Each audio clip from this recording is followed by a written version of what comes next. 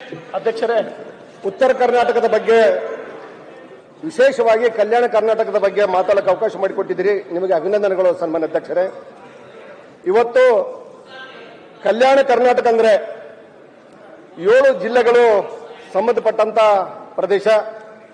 ಇಲ್ಲಿ ಸುಮಾರು 1,30,30,00,000 ಜನರು ವಾಸ ಮಾಡತಕ್ಕಂತ 7 ಜಿಲ್ಲೆಗಳಲ್ಲಿ ಅನೇಕ ಸಮಸ್ಯೆಗಳು. ಸನ್ಮಾನ್ಯ ಅಧ್ಯಕ್ಷರೇ, ಬೇಸಿಗೆ ಬಂದ್ರೆ ಸಾಕು ಜನರಿಗೆ ಕುಡಿಯುವ ನೀರಿಗೆ ನೀರು ನೀರು ನೀರು ಅಂತದಾರೆ ಜನರು. ಇವತ್ತು ಕಲ್ಯಾಣ ಕರ್ನಾಟಕದ ಪರಿಸ್ಥಿತಿ ಹೆಂಗಾಗಿದೆ ಅಂದ್ರೆ, ಶಿಕ್ಷಣದಲ್ಲಿ ಶಿಕ್ಷಣ ಓದಬೇಕು ಕಲಿಬೇಕಂದ್ರೆ ಮಕ್ಕಳಿಗೆ ಒಳ್ಳೆ ಒಂದು ಶಿಕ್ಷಣ ಶಾಲೆಗಳಿಲ್ಲ. ಅಲ್ಲಿರ್ತಕ್ಕಂಥ ಶಿಕ್ಷಕರು ಕೊರತೆ ಇದೆ.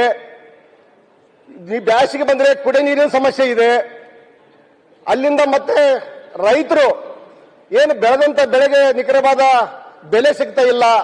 ಅತಿವೃಷ್ಟಿ ಮಳೆಯಾಗಿ ಅವರಿಗೆ ಪರಿಹಾರ ಸಿಗ್ತಾ ಇಲ್ಲ. ಈ ಎಲ್ಲಾ ಸಮಸ್ಯೆಗಳ ಬಗ್ಗೆ ಚರ್ಚೆ ಮಾಡಲಿಕ್ಕೆ ಅವಕಾಶ ಸಿಕ್ಕಿದೆ. ಸನ್ಮಾನ್ಯ ಅಧ್ಯಕ್ಷರೇ, ಇವತ್ತು ಸರ್ಕಾರದ ಗಮನಕ್ಕೆ ತರಕ್ಕೆ ನಾನು ಬಯಸ್ತಾ ಇದ್ದೀನಿ. ಯಾಕಂದ್ರೆ ಇವತ್ತಿಗೂ ಕೂಡ ಬ್ಯಾಸಿಗೆಯಲ್ಲಿರ್ತಕ್ಕಂಥ ಸಮಸ್ಯೆ ಬೇರೆ. ಇವತ್ತು ಕೂಡ ನಮ್ಮ 3 ಪಟ್ಟಣಗಳಲ್ಲಿ ಮುದಗಲ್ಲು, ಹಟ್ಟಿ ಮತ್ತು ಲಿಂಗಸೂಗೂರು ಇವತ್ತಿಗೂ ಕೂಡ 8 ದಿವಸಕ್ಕೆ ಒಂದ್ಸಲ ನೀರು ಬಿಡ್ತಾರೆ. ಸನ್ಮಾನ್ಯ ಅಧ್ಯಕ್ಷರೇ, ಸರ್ಕಾರ ಗಮನಕ್ಕೆ ಹೋದ 1 ವರ್ಷದ ಹಿಂದೆಗಡೆ ಇದೇ ಬೆಳಗಾವಿ ಅಧಿವೇಶನದಲ್ಲಿ ಗಮನಕ್ಕೆ ತಂದಾಗ ಸಚಿವರು ಉತ್ತರ ಕೊಟ್ಟಿದ್ರು. 1 ಇಲ್ಲ 2 ತಿಂಗಳಲ್ಲಿ ನಿಮಗೆ ಶಾಶ್ವತ ಕೂಡ ನೀರು ಯೋಜನೆ ಮಾಡಿಕೊಡ್ತೀವಿ ಅಂತ ಭರವಸೆ ಕೊಟ್ಟಿದ್ರು. ಸನ್ಮಾನ್ಯ ಅಧ್ಯಕ್ಷರೇ, ಇಲ್ಲಿವರೆಗೂ ಯಾವುದೇ 1 ರೂಪಾಯಿ ಕೆಲಸ ಆಗಿಲ್ಲ.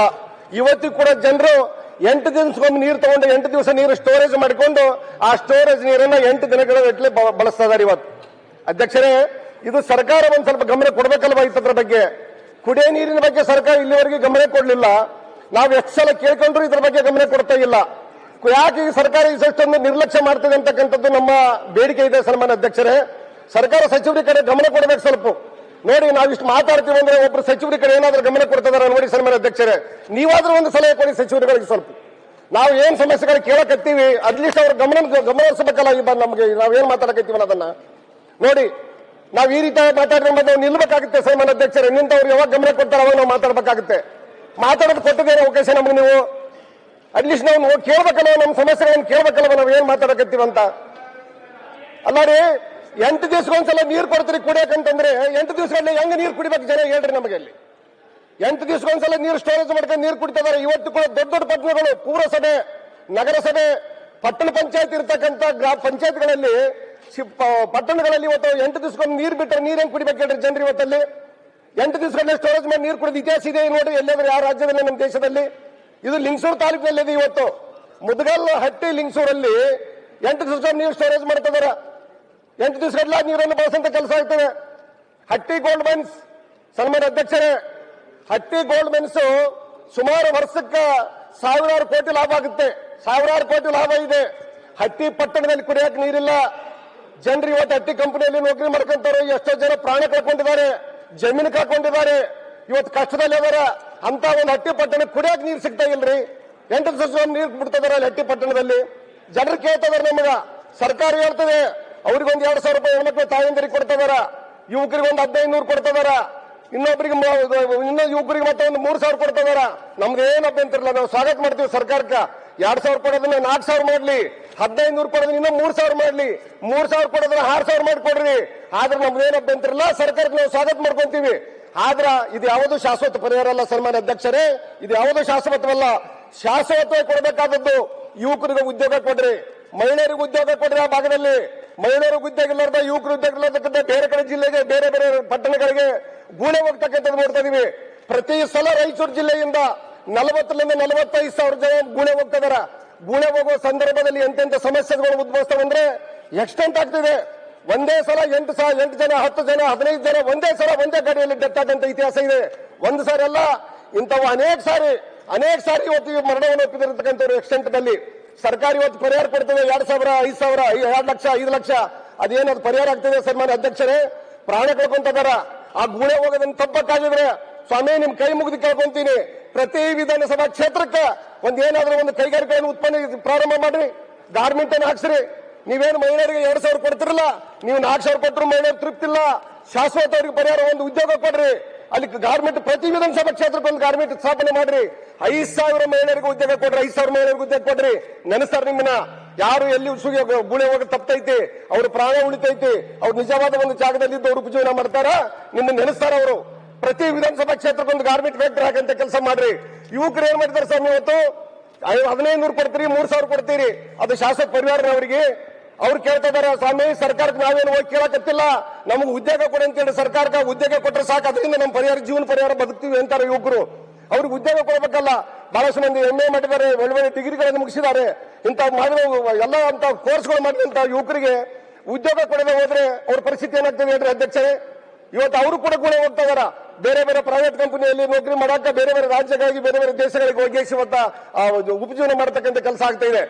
ಕಲ್ಯಾಣ ಕರ್ನಾಟಕದ ಇತಿಹಾಸ ಇದೆ ಅಧ್ಯಕ್ಷರೇ. ಸ್ವತಂತ್ರ ಸಿಕ್ಕಿರೋ ದೇಶಕ್ಕೆ ನಾವು ಆಗಸ್ಟ್ 15 ಆದ್ರೆ ಕಲ್ಯಾಣ ಕರ್ನಾಟಕ ಸಿಕ್ಕಿರೋದು ಸೆಪ್ಟೆಂಬರ್ 17ರಲ್ಲಿ. 13 ತಿಂಗಳ ಲೇಟಾಗಿ ನಮ್ಗೆ ಸ್ವತಂತ್ರ ಸಿಕ್ಕಿರ್ತಕ್ಕಂಥದ್ದು.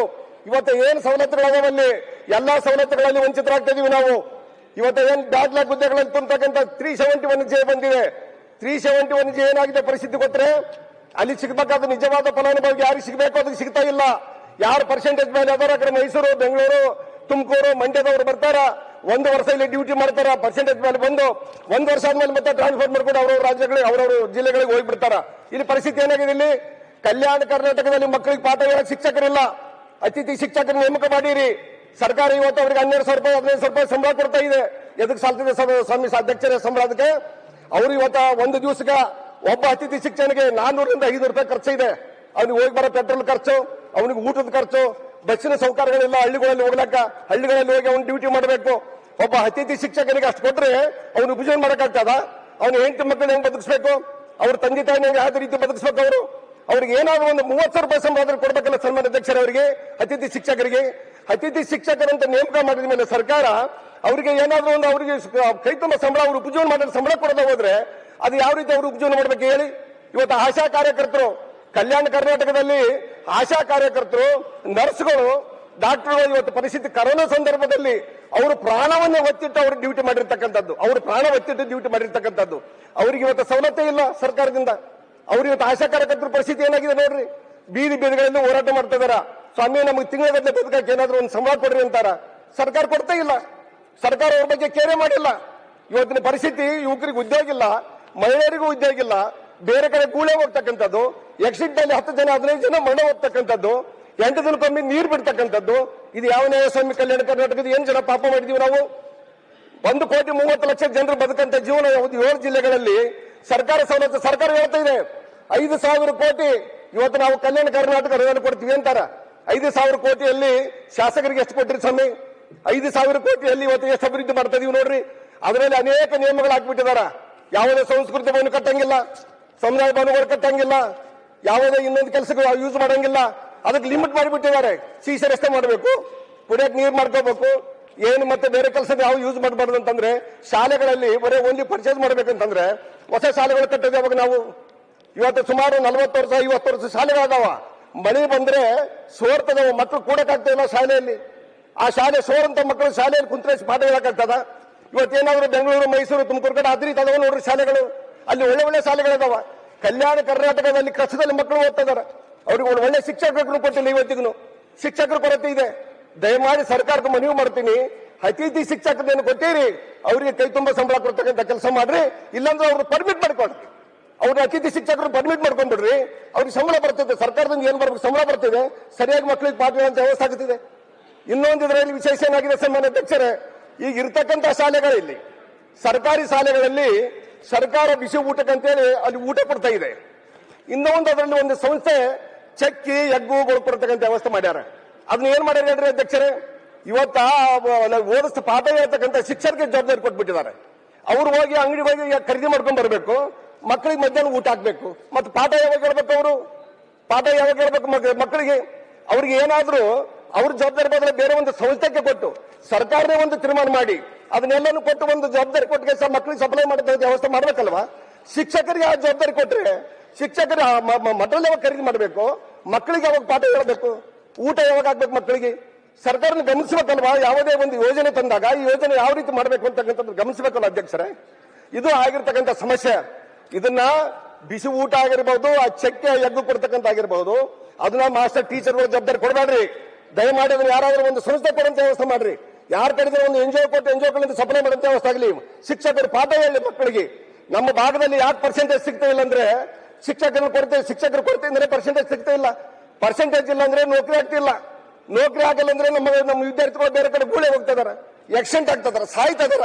ಇವೆಲ್ಲ ಸಮಸ್ಯೆಗಳು ಉದ್ಭವಿಸ್ತದೆ ನಮ್ಮ ಕಲ್ಯಾಣ ಕರ್ನಾಟಕದಲ್ಲಿ. ಅದನ್ನು ವಿಶೇಷವಾಗಿ ರಾಯಚೂರು ಜಿಲ್ಲೆಯಲ್ಲಿ ಇದು ದೊಡ್ಡ ಸಮಸ್ಯೆವಾಗಿ ಉದ್ಭವಿಸಿದೆ. ಸನ್ಮಾನ್ಯ ಅಧ್ಯಕ್ಷರೇ, ಇದು ಒಂದು ನಿಮ್ಮಲ್ಲಿ ಕೈ ಮುಗಿದು ನಾನು ಮನವಿ ಮಾಡ್ಕೊಂತೀನಿ. ಯಾಕಂದ್ರೆ ಶಿಕ್ಷಣಕ್ಕೆ ಜಾಸ್ತಿ ಒತ್ತು ಕೊಡಬೇಕಾಗಿದೆ, ಆರೋಗ್ಯ ಕಡೆ ಒತ್ತು ಕೊಡಬೇಕಾಗಿದೆ.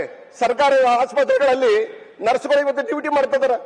ಅವರಿಗೆ ಸಮಸ್ಯೆಗಳು, ಅನೇಕ ಸಮಸ್ಯೆಗಳು ಬೇಡಿಕೆ ಇಟ್ಟರೆ ಸರ್ಕಾರಿ ಇವತ್ತಿಗೂ ಕ್ಯಾರಿ ಅಂದಿಲ್ಲ ನರ್ಸ್ಗಳಿಗೆ. ಇವತ್ತು ಅವರು ಕರೋನಾ ಸಂದರ್ಭದಲ್ಲಿ ರಾತ್ರಿ ಹೋಗಲಿ ಡ್ಯೂಟಿ ಮಾಡ್ತಿದ್ದಾರೆ. ಅವರು ಆಶಾ ಕಾರ್ಯಕರ್ತರು ಇವತ್ತು ರಾತ್ರಿ ಕೆಲಸ ಮಾಡ್ತಿದ್ದಾರೆ. ದಯಮಾಡಿ ಇದರ ಕಡೆ ಜಾಸ್ತಿ ಒತ್ತನ್ನು ಕೊಡತಕ್ಕಂಥ ವ್ಯವಸ್ಥೆ ಆಗಲಿ. ಪ್ರತಿ ವಿಧಾನಸಭಾ ಕ್ಷೇತ್ರಕ್ಕೆ ಒಂದು ಗಾರ್ಮೆಂಟ್ ಫ್ಯಾಕ್ಟರಿ ತೆಗೆದು ಇವತ್ತೇನು 2,000 ಕೊಡ್ತಿದ್ರಲ್ಲ, 2,000 ಕೊಡೋ ಬದಲು 4,000 ಕೊಟ್ಟು ಅಭಿನಂದನೆ ಬಂತಿರಲ್ಲ, ನಿಮ್ಗೆ ಸ್ವಾಗತ ಮಾಡ್ತೀವಿ, ಅಭಿನಂದನೆಗಳನ್ನು ತಿಳಿಸ್ತೀವಿ. ಆದ್ರ ಪರ್ಮನೆಂಟ್ ಆಗಿ ಶಾಶ್ವತವಾಗಿ ಉಳಿತಕ್ಕಂಥದ್ದು, ಮಹಿಳೆಯರಿಗೆ ಉದ್ಯೋಗ ಕೊಡ್ತಕ್ಕಂಥದ್ದಾಗಬೇಕು, ಯುವಕರಿಗೂ ಉದ್ಯೋಗ ಕೊಡ್ತಕ್ಕಂಥದ್ದಾಗಬೇಕು. ಸನ್ಮಾನ್ಯ ಅಧ್ಯಕ್ಷರ ಜೊತೆಯಲ್ಲಿ ನೀರಾವರಿ ಏನಾಗಿದೆ ಅಂದ್ರೆ, ನೀರಾವರಿ ದೀಪ ಕತ್ತಲಿದ್ದಂಗ ಒಂದು ವಿದ್ಯುತ್, ಒಂದು ನೀರಾವರಿ ಯೋಜನೆ ಆಗಿದೆ. ಒಂದು ನಂದಾವರಿ ಏತ ನೀರಾವರಿ ಯೋಜನೆ ಪ್ರಾರಂಭ ಆಗಿದೆ. ಅಧ್ಯಕ್ಷರೇ, ಎಲ್ಲಿ ಪ್ರಾರಂಭ ಆಗಿದೆ ಅಲ್ಲಿ 35 ಹಳ್ಳಿಗಳು ಬಿಟ್ಟು ಮುಂದಿನ ಕಾಲಕ್ಕೆ ನೀರು ಇದ್ದಾರೆ. ಆ 35 ಹಳ್ಳಿಗಳು ನೀರು ಎಲ್ಲಿ ಸಿಗಬೇಕಾಗಿತ್ತು ಅವ್ರಿಗೆ ಸಿಗ್ತಾ ಇಲ್ಲ. ಅವ್ರು ಇವತ್ತು ಹೋರಾಟ ಬೀಳ್ತಿದ್ದಾರೆ. ಇವತ್ತಲ್ಲಿ ಸರ್ಕಾರ ಇದನ್ನು ನಾನು ಬಹಳ ಸಲ ಮನವಿ ಮಾಡ್ಕೊಂಡಿದ್ದೀನಿ. 35 ಹಳ್ಳಿಗಳು 0 ಪಾಯಿಂಟ್ ಬಿಟ್ಕೊಂಡು ಎಲ್ಲಿ ನೀರು ಪ್ರಾರಂಭ ಆಗ್ತದೆ ಅಲ್ಲೇ ಬಿಟ್ಕೊಂಡು ಮುಂದಿನ ಕಾಲಕ್ಕೆ ನೀರು ಒಯ್ದ್ರೆ ಇವ್ರು ಸುಮ್ಮನೆ ಇರ್ತಾರ? ಈ ರೀತಿ ಎಲ್ಲೇನಾದ್ರೂ ಉದಾಹರಣೆಗಳದಾವ? ಯಾಕೆ ಲಿಂಗಸೂರಲ್ಲಿ ತಾರತಮ್ಯ ಮಾಡಿದ್ರು? 35 ಹಳ್ಳಿ ಯಾಕೆ ಉಳ್ಕೊಂಡು ಇವು? ಇದನ್ನ ಮತ್ತೊಂದು ಸರ್ಕಾರಕ್ಕೆ ನಾನು ಬಹಳ ಸಲ ಮನವಿ ಮಾಡ್ಕೊಂಡಿದ್ದೀನಿ. ಇವತ್ತು ಕೂಡ ಮನವಿ ಮಾಡ್ಕೊಂತೀನಿ ಸನ್ಮಾನ ಉಪಮುಖ್ಯಮಂತ್ರಿಗಳಿಗೆ. ಬಿಟ್ಟಾದಂತ 35 ಹಳ್ಳಿಗಳಿಗೆ ತಕ್ಷಣ ನೀರಾವರಿ ಮಾಡಬೇಕು. ಇಲ್ಲಾಂದ್ರೆ ಮತ್ತೆ ಜನ ಅಲ್ಲಿ ಹೋರಾಟಕ್ಕೆ ಇಳಿತಾರ. ಮತ್ತೆ ಸರ್ಕಾರ ಏನು ಉತ್ತರ ಕೊಡ್ತದೆ ಗೊತ್ತಿಲ್ಲ. ತಪ್ಪಂತೂ ಆಗಿದೆ. ಆ ತಪ್ಪನ್ನು ಸರಿ ಮಾಡಿಸೋದಕ್ಕೆ ಈಗ ಅವಕಾಶ ಇದೆ. ಎಲ್ಲಿ ಬಿಟ್ಟೋದಂತ ಹಳ್ಳಿಗಳಿಗೆ ನೀರಾವರಿ ಆಗಲಿ. ಇವತ್ತು ಇನ್ನೊಂದು ಅಧ್ಯಕ್ಷರೇ, ಸನ್ಮಾನ ಅಧ್ಯಕ್ಷರೇ, ಇವತ್ತು ಅಂಬೇಡ್ಕರ್ ಏತ ನೀರಾವರಿ ಅಂತಕ್ಕಂಥ ಒಂದು ಯೋಜನೆ 90% ಭಾಗ ಜನರು SC ST ಇರ್ತಕ್ಕಂಥ ಜನ. 90%, 10% ಜನ ಐತಿ ಇಲ್ಲ, ಅದು ಡೌಟ್. 90% ಜನ SC ಮತ್ತೆ ST. ಅಲ್ಲಿ ಜನರಿಗೆ ಗುಡ್ಡಗಾಡು ಪ್ರದೇಶದಲ್ಲಿ ವಾಸ ಮಾಡ್ತಿದಾರ, ಗುಡ್ಡಗಾಡು ಪ್ರದೇಶದಲ್ಲಿ ಜೀವನ ಮಾಡ್ತಿದಾರ. ಅವ್ರಿಗೆ ಈ ಶಿಕ್ಷಣಕ್ಕೆ ಒಳ್ಳೆ ಶಾಲೆಗಳಿಲ್ಲ, ಅಲ್ಲಿ ಹಾಸ್ಟೆಲ್ಗಳಿಲ್ಲ, ನೀರಾವರಿ ಕುಡಿಯಕ್ಕೆ ಸರಿಯಾಗಿ ನೀರಿಲ್ಲ. ನೀರಾವರಿ ಅಂತ ಅವ್ರಿಗೆ ಇಲ್ಲೇ ಇಲ್ಲ. ನೀರಾವರಿ ಮಾಡಕ್ಕೆ ಇವತ್ತು ಅವಕಾಶ ಇದೆ. ಮನೆ ಓನ್ಲಿ ST SC ಅನುದಾನದಲ್ಲಿ ಇವತ್ತು ಅವ್ರಿಗೆ ಯೋಜನೆ ಮಾಡಕ್ ಪ್ರಯೋಜನ ಇದೆ. ಇಲಾಖೆಗಳಿಗೆ ಮನವಿ ಕೊಟ್ಟಿದ್ದೀನಿ. ಸನ್ಮಾನ ಉಪಮುಖ್ಯಮಂತ್ರಿಗಳಿಗೆ, ಮುಖ್ಯಮಂತ್ರಿಗಳಿಗೆ ಕೂಡ ಮನವಿ ಕೊಟ್ಟಿದ್ದೀನಿ. ಇಲ್ಲಿವರೆಗೂ ಸರ್ಕಾರ ಕ್ಯಾರೆ ಅಂದಿಲ್ಲ. ಇವತ್ತು ಅಲ್ಲಿ ನೀರಾವರಿ ಆಗದೆ ಹೋದ್ರೆ ಅವ್ರ ಜೀವನ ಮಾಡ್ಬೇಕು ಹೇಳಿ? ಅವ್ರ ಮಕ್ಕಳಿಗೆ ಒಳ್ಳೆ ಒಂದು ಇವತ್ತಿಗೆ ವಿದ್ಯಾವಂತರಾಗಿಲ್ಲ. SSLC ಮುಟ್ಟಕ್ಕಾಗಿಲ್ಲ ಅಧ್ಯಕ್ಷರೇ. SSLC ಹೋಗಿ ಮಕ್ಕಳು ಓದಕ್ಕಾಗಿಲ್ಲ. ಇವತ್ತಿಗೂ ಶಿಕ್ಷಣದಿಂದ ವಂಚಿತರಾಗಿದ್ದಾರೆ ಅವರು. ಇವತ್ತು ಆ ಮಕ್ಕಳು ಏನಾದ್ರು ಓದಬೇಕಾಗಿದ್ರೆ ಅಲ್ಲಿ ಶಾಲೆಗಳು ಕಟ್ಟಬೇಕು, ಹಾಸ್ಟೆಲ್ಗಳು ಕಟ್ಟಬೇಕು, ಒಳ್ಳೆ ಅಲ್ಲಿಗೆ ಶಿಕ್ಷಕರು ಕೊಡಬೇಕಾಗುತ್ತೆ ಆ ಭಾಗದಲ್ಲಿ. ಇವತ್ತು ಆ ದೊಡ್ಡಗಳನ್ನು ಹಾಕೊಂಡಿದ್ದಾರೆ. ಸುಮಾರು ದೊಡ್ಡಗಳು ಅಂದ್ರೆ ಒಂದು 100 ದೊಡ್ಡಗಳದಾವ ನನ್ನ ಕ್ಷೇತ್ರದಲ್ಲಿ. ಆ ದೊಡ್ಡಗಳಿಗೆ ಕರೆಂಟ್ ಸಪ್ಲೈ ಇಲ್ಲ ಇವತ್ತಿಗೂ. ದೀಪದಲ್ಲಿ ಕತ್ತಲಿದ್ದಂತೆ ನಮ್ದು ರಾಯಚೂರಲ್ಲೇ ಕರೆಂಟ್ ಉತ್ಪನ್ನ ಮಾಡ್ತೀವಿ. ಇಡೀ ರಾಜ್ಯಕ್ಕೆ ಕರೆಂಟ್ ಸಪ್ಲೈ ಆಗ್ತಾ ಇದೆ. ಆದ್ರೆ ನಮ್ಮ ಲಿಂಗಸೂರು ತಾಲೂಕಿನಲ್ಲೇ ಕರೆಂಟ್ ಇಲ್ಲ, ದೊಡ್ಡಗಳಿಗೆ ಕರೆಂಟ್ ಇಲ್ಲ. ಪಂಪ್ ಸೆಟ್ಗಳು ಚಾಲು ಮಾಡ್ಕೋಬೇಕಂದ್ರೆ 7 ತಾಸು ಕೊಡ್ತದೆ ಸರ್ಕಾರ ಅಂತ ಆದೇಶ ಮಾಡಿದೆ. 1 ತಾಸಲ್ಲ 1.5 ತಾಸು ಕೊಡ್ತಾರೆ, ತೆಗೆದು ಬಿಡ್ತಾರ. ಜನ ಕಾಯ್ಕೊಂಡು ಕುಂತಿರ್ತಾರೆ ರೈತರಲ್ಲಿ. ಪಂಪ್ ಸೆಟ್ ಮುಂದ ಕರೆಂಟ್ ಈಗ ಬರ್ತದ ಅವಾಗ ಬರ್ತದ ಅಂತೇಳಿ ಕಾಯ್ಕೊಂಡು ಕುಂತಿರ್ತಾರ. ಅವು ಯಾವಾಗ ಕೊಡ್ತಾರೆ ಇವ್ರು ಗೊತ್ತಾ? ರಾತ್ರಿ 3 ಗಂಟೆಗೆ ಕೊಡ್ತಾರ. ರಾತ್ರಿ 3 ಗಂಟೆಗೆ ಯಾರು ಹೋಗ್ಬೇಕು ಸನ್ಮಾನ್ಯ ಅಧ್ಯಕ್ಷರಲ್ಲಿ ಹೋಗಿ ನೀರಿಟ್ಕೊಳಕ? ತಪ್ಪುಗಳು ಅಂತ ಸರ್ಕಾರದಲ್ಲಿ ಆಗ್ತಾ ಬಂದ್ರೆ ಕರೆಂಟ್ ಯಾವ ಸಮಯದಲ್ಲಿ ನಿಗದಿ ಮಾಡಿರ್ತಾರೆ ಆ ಸಮಯದಲ್ಲಿ ಅಷ್ಟು ತಾಸು ಕೊಡ್ಬೇಕಲ್ವ ಅವರಿಗೆ? ಕೊಡೋದಿಲ್ಲ. ರಾತ್ರಿ 3 ಗಂಟೆ ಕೊಟ್ಟಿರ್ತಾರ. ರೈತರ ಪಾಪ ಕಾಯ್ದು ಬಂದ್ ಮನೆ ಮಕ್ಕಳಿರ್ತಾನ, ಇವ್ರು ಕರೆಂಟ್ ಕೊಟ್ಟಿರ್ತಾರ. ಅಲ್ಲಿ ಯಾವಾಗಂದ್ರೆ ರಾತ್ರಿ ಕೊಟ್ಟಿದ್ದೀವಿ 3 ಗಂಟೆಗೆ ನೀರು ಇಟ್ಕೊಂಡಿಲ್ಲ ಅಂತಾರ ಅವ್ರಿಗೆ. ರೈತರೇನು ಜೀವನ ಮಾಡ್ಬೇಕು ಅಧ್ಯಕ್ಷರೇ? ಇದು ಆಗ್ತಕ್ಕಂಥ ತಪ್ಪುಗಳನ್ನು ಸರ್ಕಾರ ಕೂಡಲೇ ಸರಿಪಡಿಸಬೇಕು. ಉಳಿದಂತ ಹಳ್ಳಿಗಳಿಗೆ ನೀರಾವರಿ ಮಾಡಬೇಕು. ಎಲ್ಲಿ ದೊಡ್ಡಗಳಿಗೆ ಕರೆಂಟ್ ಇಲ್ಲ, ಎಲ್ಲೆಲ್ಲಿ ಮತ್ತೆ ಎಕ್ಸೆಷನ್ ಬೆಳೆದಂತ ಪ್ರದೇಶಗಳಲ್ಲಿ ಕರೆಂಟ್ ಇಲ್ಲ, ತಕ್ಷಣದಲ್ಲಿ ಕಂಬಗಳಾಗಿ ಕರೆಂಟ್ ಕೊಡ್ತಕ್ಕಂಥ ವ್ಯವಸ್ಥೆ ಆಗಬೇಕು. ಮಕ್ಕಳಿಗೆ ಓದಲಿಕ್ಕೆ ಒಳ್ಳೆ ಶಾಲೆಗಳು ಕಟ್ಟತಕ್ಕಂಥ ವ್ಯವಸ್ಥೆ ಆಗಬೇಕು. ಕೆಲವೊಂದು ಈ ಕಲ್ಯಾಣ ಕರ್ನಾಟಕದಲ್ಲಿ ಬರ್ತಕ್ಕಂಥ ಅನುದಾನವನ್ನ ಮಾರ್ಪಾಡು ಮಾಡಬೇಕು. ನಿಯಮಗಳು ಮಾರ್ಪಾಡು ಮಾಡಿ ಹೋದ್ರೆ ನಾವು ಯಾವುದೇ ಅಭಿವೃದ್ಧಿ ಮಾಡೋಕ್ಕಾಗಲ್ಲ. ಸರ್ಕಾರ 5,000 ಕೊಟ್ಟಿಗೆ ಯಾವುದೇ ನಿಯಮಗಳನ್ನ ಅಲ್ಲಿ ನಾವು ಕೆಲಸ ಮಾಡಲಾರಂತ ಅವಕಾಶ ಕೊಟ್ರೆ ಯಾವ ರೀತಿ ಕೆಲಸ ಮಾಡ್ಬೇಕು ಸನ್ಮಾನ್ಯ ಅಧ್ಯಕ್ಷರೇ? ನಾವು ಮನೆಯನ್ನು ಏನ್ ಮಾಡ್ಬೇಕು? ನಾವು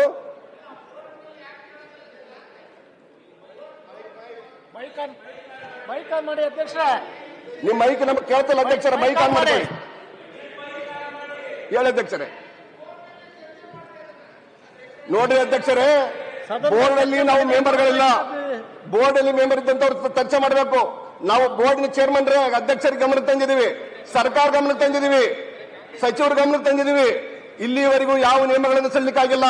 41 ವಿಧಾನಸಭಾ ಕ್ಷೇತ್ರಗಳಲ್ಲಿ ಸೇಮ್ ಕಾನೂನು ಮಾಡಿದ್ದಾರೆ. ಅನುದಾನ ಬಳಕೆ ಮಾಡಕ್ಕಾಗ್ತಾ ಇಲ್ಲ. ಯಾವ ಅನುದಾನ ಎಲ್ಲಿ ಬಳಕೆ ಮಾಡ್ಕೋಬೇಕು, ನಮ್ಗೆ ಅವಕಾಶ ಕೊಟ್ಟಮೇಲೆ ನಮ್ಗೆ ಬಳಕೆ ಮಾಡಕ್ಕೆ ಅವಕಾಶ ಕೊಡ್ಬೇಕಲ್ವಾ? ಕ್ಷೇತ್ರ ಅಭಿವೃದ್ಧಿ ಮಾಡಕ್ಕೆ ಅವಕಾಶ ಕೊಡ್ಬೇಕಲ್ವಾ? ಅಲ್ಲಿ ಅನುದಾನ ಮೀನು ಅಲ್ಲಿ ಅನೇಕ ನಿಯಮಗಳನ್ನು ಅಳವಡಿಸಿದ್ರೆ ನಾವು ಅನುದಾನವನ್ನು ನಾವು ಖರ್ಚು ಮಾಡಕ್ಕಾಗ್ತಿದೆ ಹೇಳಿ ಅಧ್ಯಕ್ಷರೇ? ಸರ್ಕಾರಗಳು ಇದ್ರ ಬಗ್ಗೆ ಗಮನ ಕೊಡ್ಬೇಕಲ್ವಾ? ಆದ್ರೆ ಕಲ್ಯಾಣ ಕರ್ನಾಟಕಕ್ಕೊಂದೇ ಕಾನೂನು, ಇಡೀ ರಾಜ್ಯಕ್ಕೊಂದು ಕಾನೂನು. ಇದು ಯಾವ ನ್ಯಾಯ ಅಧ್ಯಕ್ಷರೇ? ಇದು ಕಲ್ಯಾಣ ಕರ್ನಾಟಕ ಜನ ಏನ್ ಪಾಪ ಮಾಡಿದೀವಿ ನಾವು? ಕುಡಿಯಾಕ ನೀರು ಸಿಗ್ತಾ ಇಲ್ಲ, ಮಕ್ಕಳಿಗೆ ಶಿಕ್ಷಣ ಸಿಗ್ತಾ ಇಲ್ಲ, ಯುವಕರಿಗೆ ಉದ್ಯೋಗ ಸಿಗ್ತಾ ಇಲ್ಲ, ಮಹಿಳೆಯರಿಗೂ ಉದ್ಯೋಗ ಇಲ್ಲ. ಈ ನಮ್ಮ ಪರಿಸ್ಥಿತಿ ಹೆಂಗಾಗಿದೆ ಅಂದ್ರೆ ರೈತರು ಬೆಳೆದಂತೆ ಬೆಳೆಗೆ ಪರಿಹಾರ ಸಿಗ್ತಾ ಇಲ್ಲ, ಅವ್ರು ಹೊಲಗಳಿಗೆ ಹೋಗಕ್ಕೆ ರಸ್ತೆ ಇಲ್ಲ ಅಂದ್ರೆ ಇದೆಂತ ಜೀವನ ಮಾಡ್ತಕ್ಕಂಥದ್ದು ನಾವು? ಸರ್ಕಾರಗಳ ಗಮನ ಕೊಡ್ಬೇಕಲ್ಲ ಇದಕ್ಕೆ. ಅರೆ ನಾವು ಅನುದಾನ ಕೊಡ್ತೀವಿ, 5,000 ಕೋಟಿ ಕೊಡ್ತೀವಿ ಅಂತ ಸರ್ಕಾರ ಹೇಳ್ತಾ ಇದೆ. ಇನ್ನೂ ಒಂದು 5,000 ಒಂದು 10,000 ಕೋಟಿ ಕೊಟ್ಟು ಅದಕ್ಕಾಗಿ ಸಪರೇಟ್ ಆಗಿ ಒಂದು ಸಚಿವಾಲಯ ನೇಮಕ ಮಾಡಬಹುದಲ್ಲ? 10,000 ಕೋಟಿ ಒಂದು ನೇಮಿಸಬೇಕು. ಅದಕ್ಕೊಂದು ಸಚಿವರಿಗೆ ಯಾರಾದ್ರೂ ಒಂದು ಜವಾಬ್ದಾರಿ ಕೊಟ್ಟು ಅಲ್ಲಿ ಒಂದು ಸಚಿವಾಲಯ ನೇಮಕ ಮಾಡಿ ಕಲಬುರಗಿಗೆ, ಅಲ್ಲಿ ನಮ್ಮ ಅಭಿವೃದ್ಧಿ ಮಾಡಕ್ಕೆ ಅವಕಾಶ ಆಗ್ತದಲ್ಲ. ನಿಯಮಗಳನ್ನು ಬದಲಾವಣೆ ಮಾಡಿದ್ರೆ ಅಭಿವೃದ್ಧಿ ಆಗ್ತದಲ್ಲ. ಕಲ್ಯಾಣ ಕರ್ನಾಟಕ ಅಭಿವೃದ್ಧಿ ಆಗ್ಬೇಕಂತೀರಿ, ಅನುದಾನ ಕೊಡ್ತೀರಿ, ನಿಯಮಗಳನ್ನೇ ನಾವು ಬದಲಾವಣೆ ಮಾಡಲ್ಲ ಅಂದ್ರೆ, ಅನೇಕ ನಿಯಮಗಳನ್ನ ಅದಕ್ಕೆ ಕಂಡೀಷನ್ ಆಗ್ತೀವಂದ್ರೆ ಇದೆಂತ ಅಭಿವೃದ್ಧಿ ನಾವು ಕೆಲಸ ಮಾಡಿದಂತ ಆಗ್ತೇಳಿ? ಸರ್ಕಾರ ಕೊಟ್ಟದ್ದೇನು ಸಾರ್ಥಕತೆ ಹೇಳಿ? ಸನ್ಮಾನ್ಯ ಅಧ್ಯಕ್ಷರೇ, ನಾನು ಮನವಿ ಮಾಡ್ಕೊಳ್ಳೋದಿಷ್ಟೇ, ಅಲ್ಲಿರ್ತಕ್ಕಂಥ ಸಮಸ್ಯೆಗಳು, ಕುಡಿಯುವ ನೀರು, ರಸ್ತೆ, ಅಲ್ಲಿ ಗುಡ್ಡಗಾಡು ಪ್ರದೇಶದಲ್ಲಿರ್ತಕ್ಕಂಥ ಯುವಕರಿಗೆ ಶಿಕ್ಷಣ ಆಗಬೇಕು, ಅಲ್ಲಿ ಒಳ್ಳೆ ಶಾಲೆಗಳು ಕಟ್ಟಬೇಕು, ಹಾಸ್ಟೆಲ್ಗಳು ಕಟ್ಟಬೇಕು, ಅಲ್ಲಿ ಒಳ್ಳೆ ನಮಗೆ ಹೋಗ್ತಕ್ಕಂಥ ರಸ್ತೆಗಳ ಅಭಿವೃದ್ಧಿ ಆಗಬೇಕಾಗಿದೆ, ದೊಡ್ಡಗಳಿಗೆ ಕರೆಂಟ್ ಕೊಡಬೇಕಾಗಿದೆ. 8 ದಿನಕ್ಕೊಮ್ಮೆ ನೀರು ಬಿಡ್ತಾರಲ್ಲ ಈ ರಸ್ತೆಗೆ, ನಮ್ಮ ಕುಡಿಯ ಪಟ್ಟಣಗಳಲ್ಲಿ 8 ದಿವಸಕ್ಕೊಮ್ಮೆ ನೀರು ಹೋಗ್ತಕ್ಕಂಥದ್ದು, ದಿನಾಲೂ ನೀರು ಬಿಡ್ತಕ್ಕಂಥ ಸರ್ಕಾರ ಮಾಡಬೇಕು. ಸರ್ಕಾರ ಎಲ್ಲರೂ ಮಾಡ್ತಾ ಇದೆ. ಹೆಂಗ್ ಮಾಡ್ತಿದೆ ಅಂದ್ರೆ ಸಾಕಷ್ಟು ಹಣ ಇದೆ, ಖರ್ಚು ಮಾಡ್ತಾ ಇದೆ. ಆದ್ರ ಅದು ಸರಿಯಾಗಿ ಉಪಯೋಗ ಆಗ್ಬೇಕಲ್ವಾ? 2,000 ತಾಯಂದಿರಿಗೆ ಕೊಡ್ತೀರಿ, ಯುವಕರಿಗಾದ್ರೆ 500 ಕೊಡ್ತೀರಿ, 500 ಕೊಡ್ತೀರಿ. 3 ಸಲ ಆಗ್ತದೆ ರಿಪೀಟ್ ಮಾಡಕತ್ತಿ.